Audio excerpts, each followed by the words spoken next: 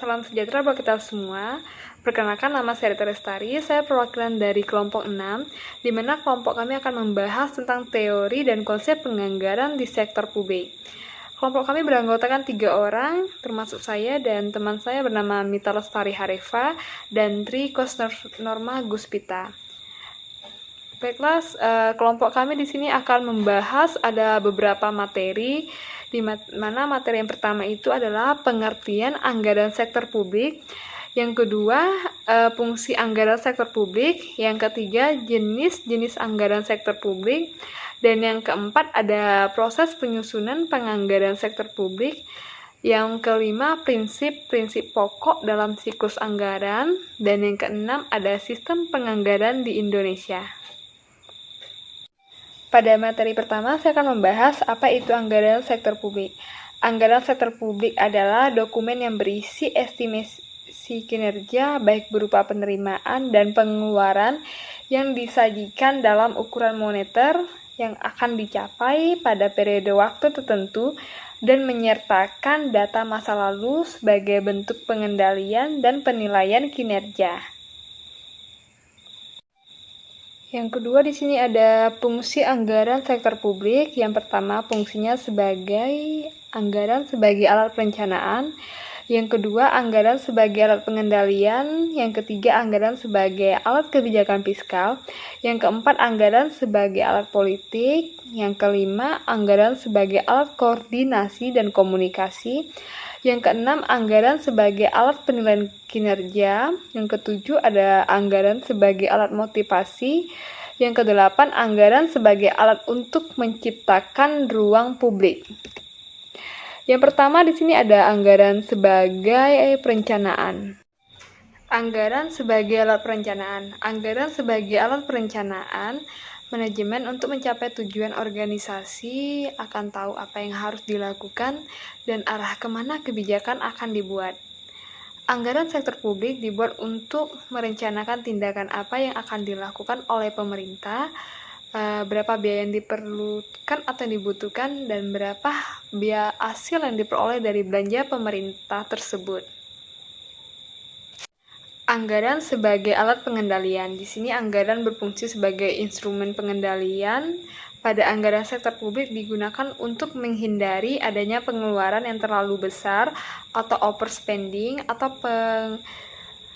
anggaran yang terlalu kecil atau rendah yang disebut dengan underspending, atau anggaran yang salah sasaran yang disebut dengan misappropriation, atau adanya penggunaan yang tidak semestinya disebut dengan misspending.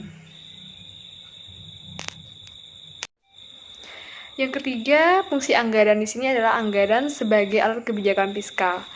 Anggaran sebagai alat kebijakan fiskal pemerintah digunakan untuk menstabilkan ekonomi dan mendorong pertumbuhan ekonomi melalui anggaran sektor publik. Dapat diketahui arah kebijakan fiskal pemerintah sehingga dapat dilakukan prediksi dan estimasi ekonomi. Yang keempat, fungsi anggaran sektor publik, anggaran sebagai alat politik.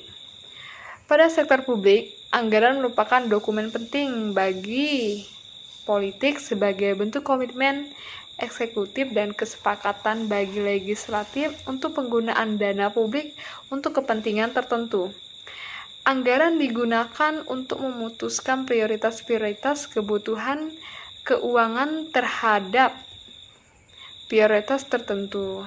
Anggaran tidak sekedar masalah teknik, melainkan diperlukan keterampilan berpolitik atau disebut dengan political skill, membangun koalisi, keahlian bernegosiasi, dan pemahaman tentang manajemen keuangan sektor publik yang memadai oleh para manajer politik.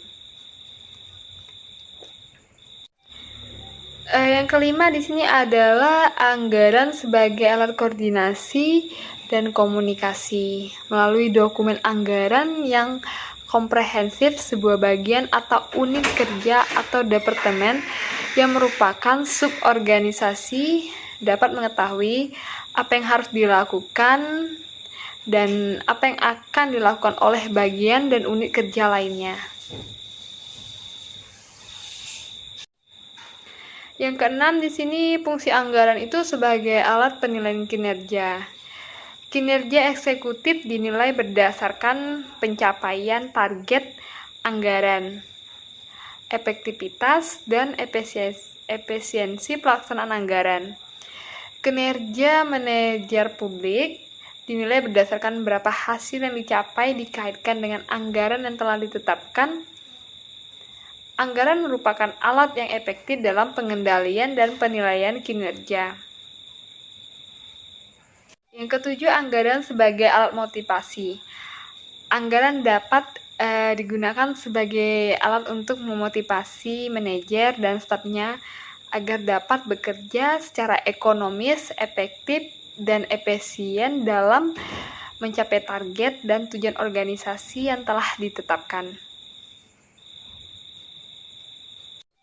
Yang terakhir di sini anggaran sebagai alat untuk menciptakan ruang untuk publik. Fungsinya ini hanya berlaku pada organisasi sektor publik, karena pada organisasi swasta, anggaran merupakan dokumen rahasia yang tertutup untuk publik. Masyarakat dan elemen lainnya non-pemerintah seperti LSM, perguruan tinggi, organisasi keagamaan, dan organisasi masyarakat lainnya harus terlibat dalam proses penganggaran publik. Keterlibatan mereka dapat bersifat langsung maupun tidak langsung. Jenis-jenis anggaran sektor. Pertama, anggaran operasional atau operational recruitment budget. Anggaran operasional digunakan untuk merencanakan kebutuhan sehari-hari dalam menjalankan pemerintahan. Pengeluaran pemerintahan yang dapat dikategorikan sebagai belanja rutin. Belanja rutin atau recruitment expenditure adalah pengeluaran yang manfaatnya hanya untuk 1 tahun anggaran dan tidak dapat menambah aset atau kekayaan bagi pemerintah. Yang kedua adalah anggaran modal atau capital investment budget. Anggaran modal menunjukkan rencana jangka panjang dan pembelanjaan atas aktiva tetap seperti gedung, peralatan, kendaraan perabot, dan sebagainya. Pengeluaran modal yang besar biayanya dilakukan dengan menggunakan pinjaman. Belanja investasi atau modal adalah pengeluaran yang manfaatnya cenderung melebihi 1 tahun anggaran dan akan menambah aset atau kekayaan pemerintah, dan selanjutnya akan menambah anggaran rutin untuk biaya operasional dan pemeliharaannya. Jadi di sini terlihat ya teman-teman perbedaannya. Kalau yang anggaran operasional itu atau operational recruitment budget biasanya tidak digunakan untuk jangka panjang, biasanya digunakan untuk jangka pendek dan tidak digunakan untuk menambah aset pemerintah. Nah, kalau yang anggaran modal atau capital investment budget ini biasanya digunakan untuk jangka panjang dan biasanya dilakukan untuk menambah aset dan kekayaan pemerintah. Proses penyusunan anggaran sektor publik. Anggaran pendapatan dan belanja negara atau daerah, atau biasanya disingkat dengan APBDN atau APBD, yang dipresentasikan setiap tahun oleh eksekutif, memberi informasi rinci kepada DPR atau DPRD dan masyarakat tentang program tersebut dibiayai. Penyusunan dan pelaksanaan anggaran tahunan merupakan rangkaian proses anggaran. Proses penyusunan anggaran mempunyai tujuan, yaitu sebagai berikut. 1. Membantu pemerintah mencapai tujuan fiskal dan meningkatkan koordinasi antar bagian dalam lingkungan pemerintah. Kedua, membantu menciptakan efisiensi dan keadilan dalam menjalankan barang dan jasa publik melalui proses pemerioritasan. Ketiga, memungkinkan bagi pemerintah untuk memenuhi prioritas. Keempat, meningkatkan transparansi dan pertanggungjawaban pemerintah kepada DPR atau DPRD dan masyarakat luas.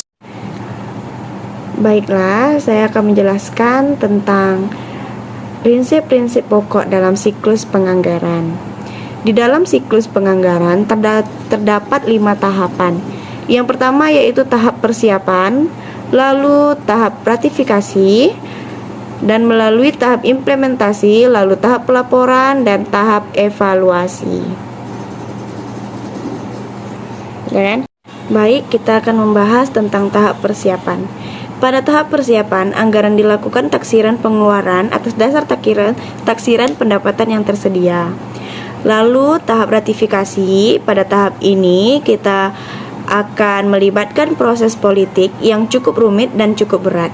Pimpinan eksekutif dituntut tidak hanya memiliki kemampuan manajerial, namun juga harus mempunyai kemampuan politikal, kemampuan berdagang dan membangun koalisi yang memadai.